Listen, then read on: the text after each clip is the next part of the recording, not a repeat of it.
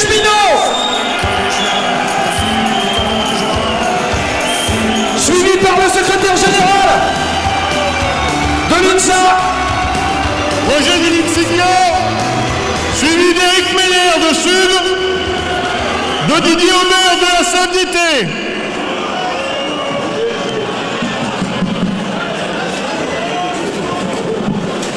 Chers camarades, chers collègues,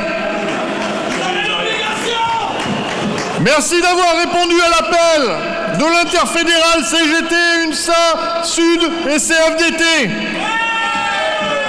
pour participer à cette manifestation des cheminots qui fera date.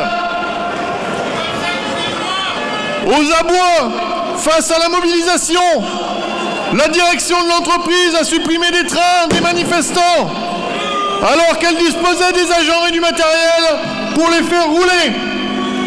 Plusieurs délégations n'ont donc pas pu nous rejoindre et elles manifestent en ce moment dans leur territoire. Malgré cela, notre manifestation nationale est déjà une réussite extraordinaire par son ampleur. J'en profite pour saluer particulièrement les délégations étrangères qui ont souhaité être présentes avec nous. Nos camarades cheminots belges, anglais, suisses, luxembourgeois, allemands, espagnols et les représentants d'ETF. Ils ont été touchés par des réformes telles que celles que nous vivons. Ils sont donc avec nous pour témoigner leur solidarité face au dumping social et leur refus d'éclatement supplémentaire des systèmes ferroviaires partout en Europe. Aujourd'hui, notre colère s'exprime dans la rue, tout autant que nos exigences. Le service public ferroviaire souffre quotidiennement, et avec lui, les cheminots souffrent également. Retard, suppression de trains, travaux reportés, manque d'informations, dysfonctionnements divers sont le lot quotidien de la communauté du rail, composée des usagers et des salariés du chemin de fer. Alors que certains voudraient nous opposer, les problèmes sont bien partagés par ceux qui bénéficient du transport et qui ne vont pas arriver à l'heure, et par ceux qui le produisent et dont les conditions de vie et de travail s'en trouvent dégradées. Un train en retard, c'est bien sûr un usager qui n'est pas satisfait, mais c'est aussi un agent de conduite ou un contrôleur qui termine le travail plus tard, un agent commercial ou d'escale qui va faire face à la colère des voyageurs, un aiguilleur mis sous pression pour gérer la circulation perturbée en toute sécurité. Une panne, un dysfonctionnement, c'est aussi un agent d'astreinte, de l'équipement ou du matériel, qui va quitter son foyer à n'importe quelle heure de la nuit ou du week-end pour résoudre le problème. Depuis des mois, la colère des cheminots monte. Ils sont mécontents que leurs efforts quotidiens soient gâchés par une politique de l'entreprise de plus en plus défaillante. Ils ne supportent plus d'être pointés du doigt comme les responsables de cette situation, alors que les restructurations et les réductions de moyens leur sont imposées sans qu'ils aient leur mot à dire. Le service public ferroviaire ne souffre pas d'un manque d'implication de ses salariés, de l'agent d'exécution au cadre. C'est au contraire cette implication qui limite bien souvent la casse. Le service public ferroviaire souffre du poids d'une dette qu'on lui a imposée, une dette historique issue de la faillite des compagnies privées, et surtout une dette qui a servi à doter le pays d'infrastructures ultramodernes, décidées par l'État mais non financées.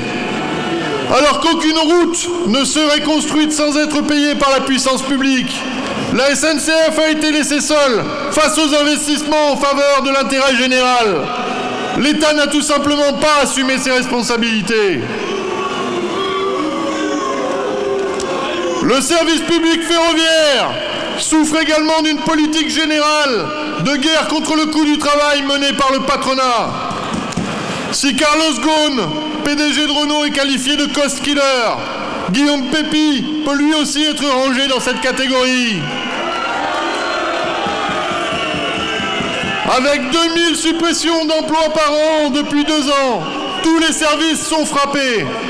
Mais là encore, les coûts, ce sont les séminaires à Tanger, le champagne des multiples opérations de séduction des décideurs publics.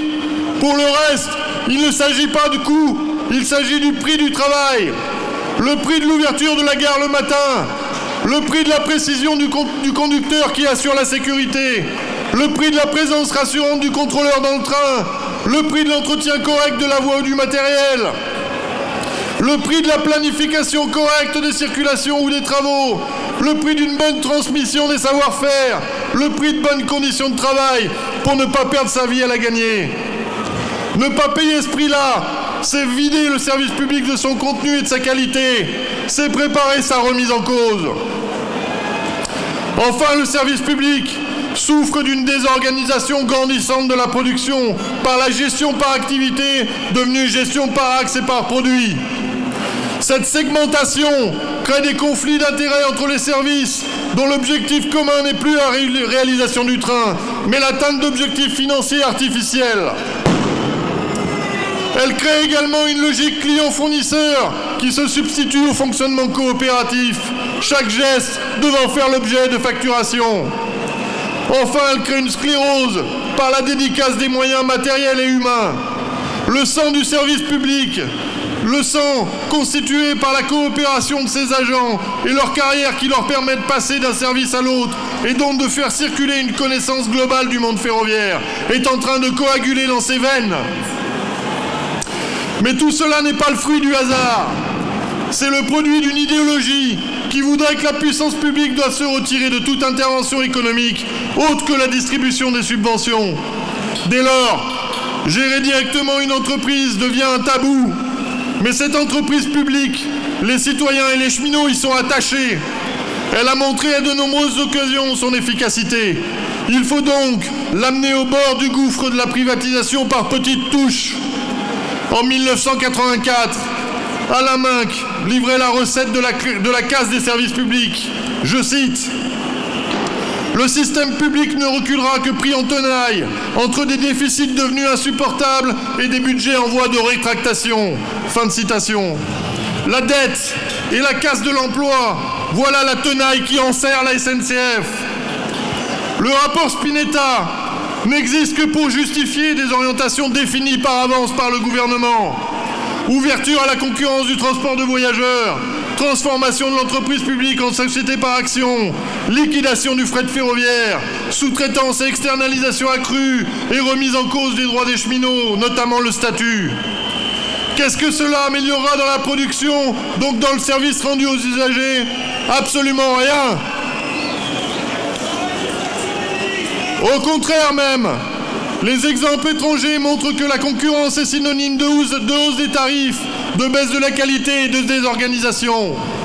La marge bénéficiaire qui caractérise l'entreprise privée se fabrique en réduisant les investissements et les droits sociaux des salariés, tout en augmentant le prix acquitté par les usagers ou financé par les collectivités. La responsabilité des lignes de proximité, dites UIC 7 à 9, seront délestées sur les régions qui n'ont pas le moyen d'en assurer la régénération. La fermeture ne sera pas décidée à Paris, mais contrainte en territoire, ce qui n'est pas meilleur. Cette réduction programmée du réseau symbolise un retour du tout routier dans la politique du gouvernement. Quant à la société par action, elle ne représente aucun avantage, puisque l'entreprise publique y perdra la garantie de l'État, rendant les ponctions bancaires encore plus importantes.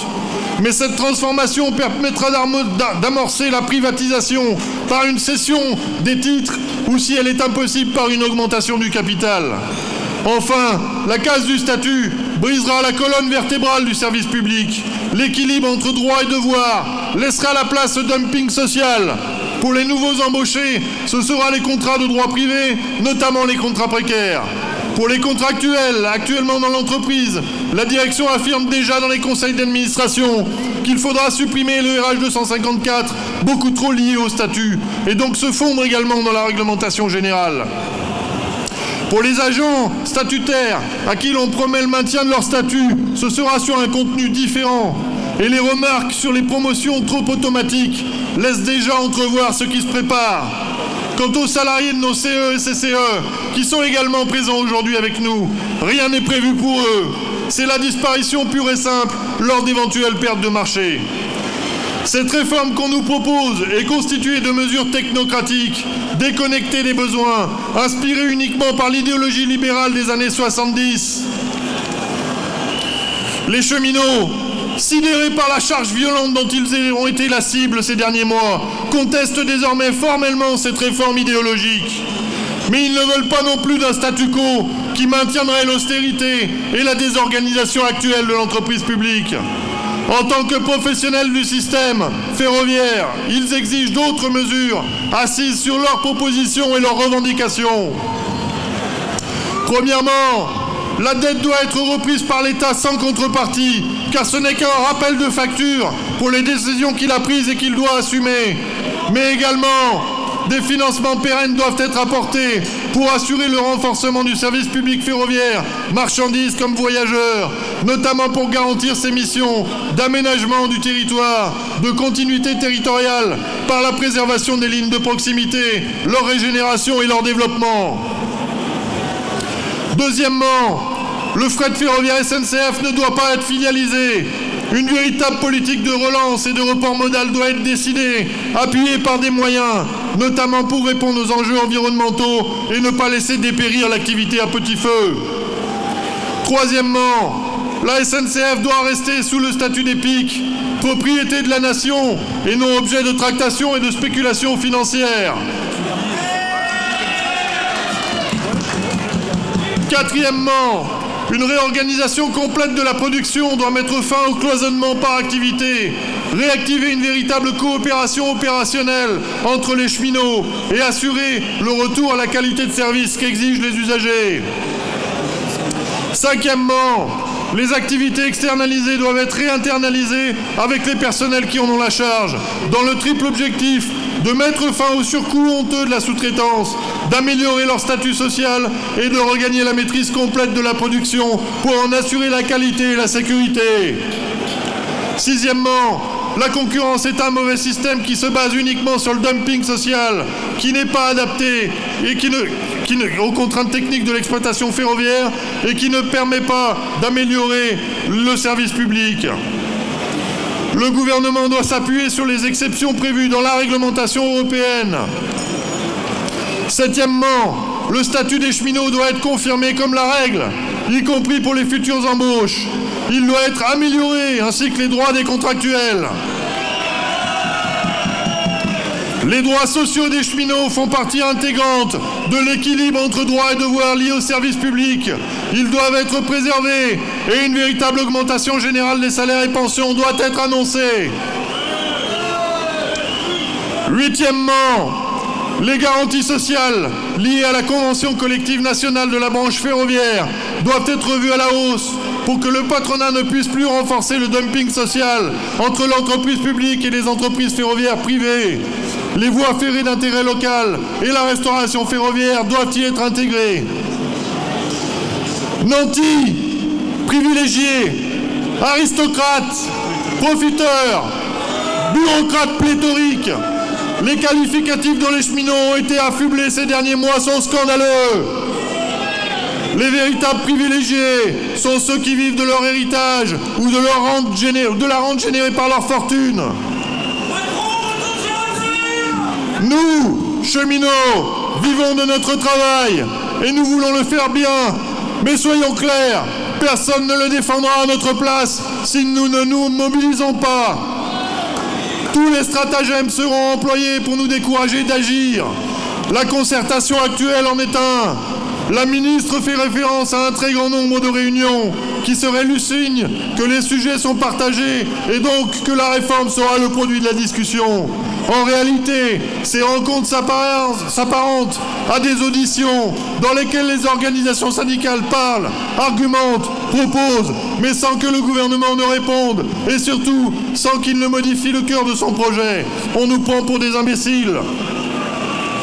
Si le gouvernement ne retire pas sa réforme idéologique et n'ouvre pas de véritables négociations avec des engagements concrets, stables et détaillés pour répondre aux revendications, il prend la responsabilité de déclencher un conflit social de grande ampleur à la SNCF.